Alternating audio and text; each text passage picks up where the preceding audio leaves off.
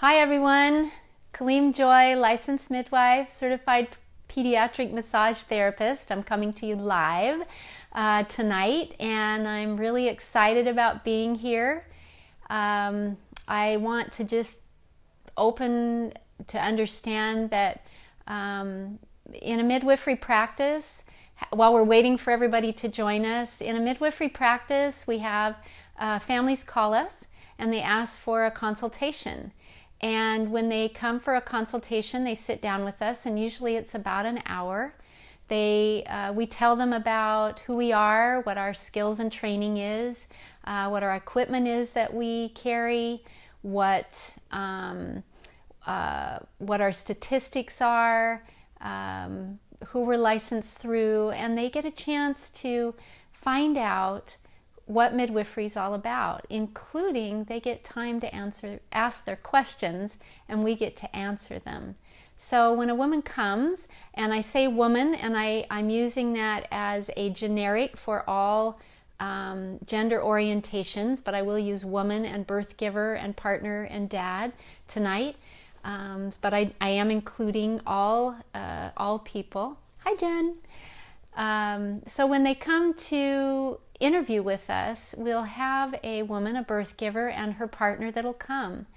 And she's coming because she wants to know if this is the type of care that she wants to have and where she may want to have her baby, whether it's at home or a freestanding birth center. And her partner comes with their own set of ideas and things that they want to know. And each of them come into pregnancy and birth with their own set of understanding. So in taking our consults through all of that, I also want to be able to use that phrase tonight to ask all of you, who gives birth? Who is the birth giver?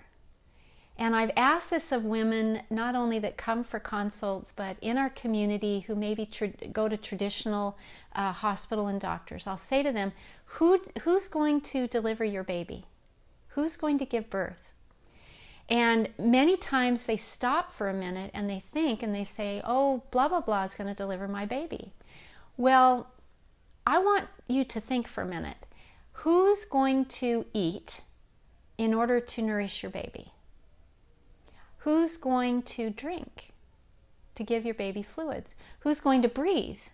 Who's going to take away waste products? Who's going to be the one that contracts and opens and pushes and welcomes your baby? Who's going to do that? You're right. That's who needs to be able to say it. You do. You need to be able to say, I'm going to deliver my baby.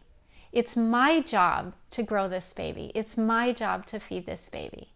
And no matter how you come into parenting, whether you come into parenting by pregnancy and giving birth, whether you do this through adoption, or whether it's through surrogacy, however you come into creating your family, you're going to have this role and opportunity with the person who's going to be giving birth to trust their innateness.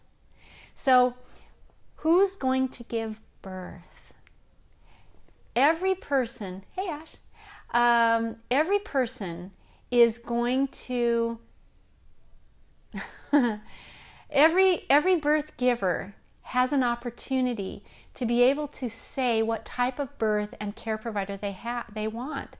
So when a birth giver wants to be able to look at midwifery care, and her partner or family or grandparents are apprehensive about that, why is that?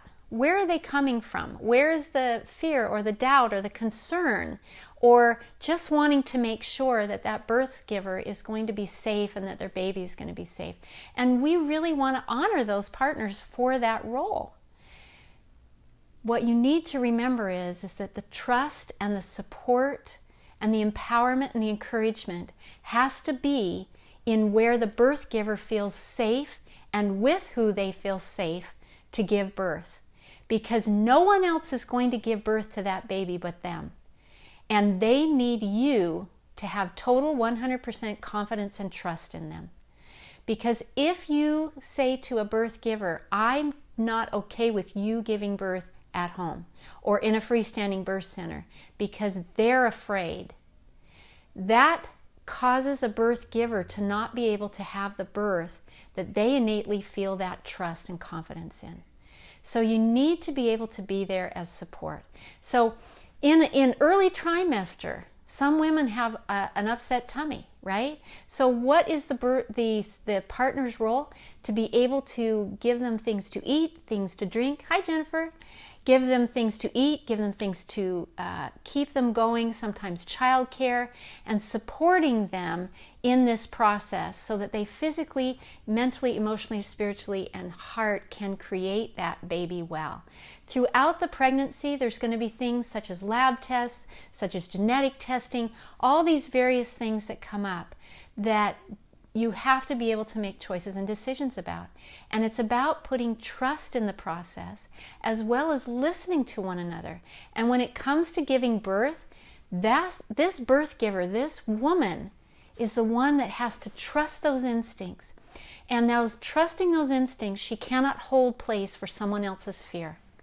So you need to be there as the partner, as the support person, whoever you are, to be able to support that birth giver, that you trust her to be able to be in her power, be in her knowingness, and work with her body to be able to give birth to this baby.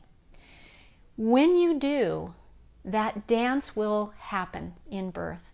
The dance may be that you hold and support each other and you actually dance, that you are rubbing a back, that you are holding a hand, that you're looking directly into her eyes. That may be the support that she needs.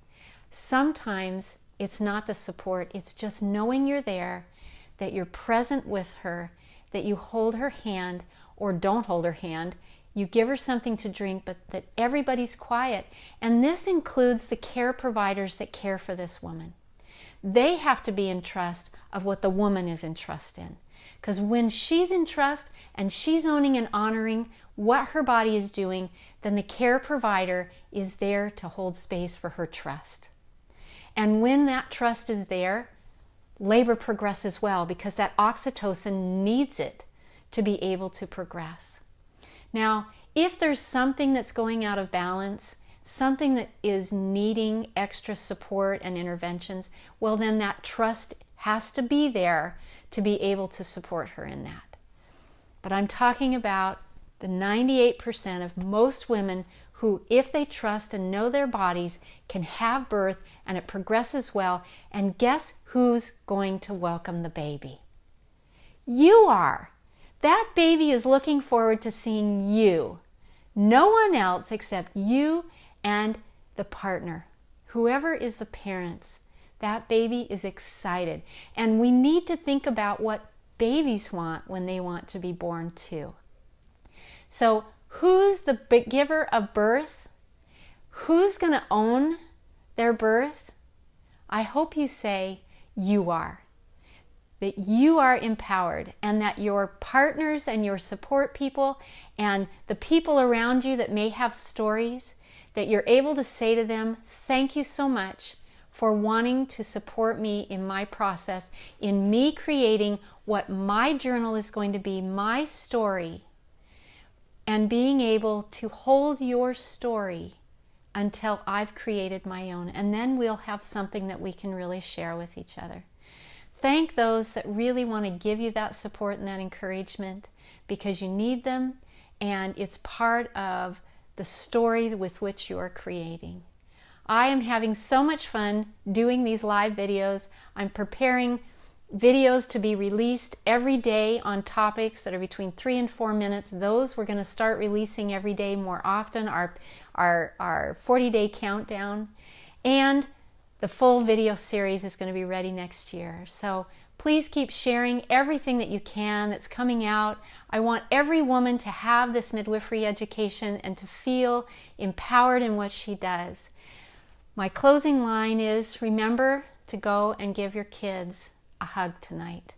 Tell them how much you love them.